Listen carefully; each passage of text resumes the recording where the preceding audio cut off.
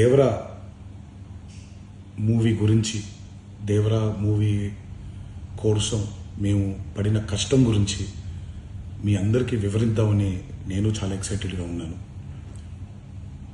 కానీ security reasons వల్ల ఈ ఈవెంట్ని క్యాన్సిల్ చేయడం జరిగింది. మళ్ళీ చెప్తున్నాను, మీతో పాటు నేను బాధపడుతున్నాను. మీకంటే నా బాధ చాలా పెద్దది, ఎక్కువ కూడా.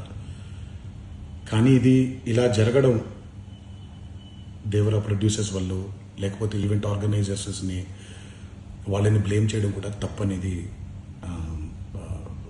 నా ఫీలింగ్. అది ముందుగా మీరు కురిపించే ఈ ప్రేమకి ఆ జన్మాంతో రుణపడిపోయి ఉంటాను.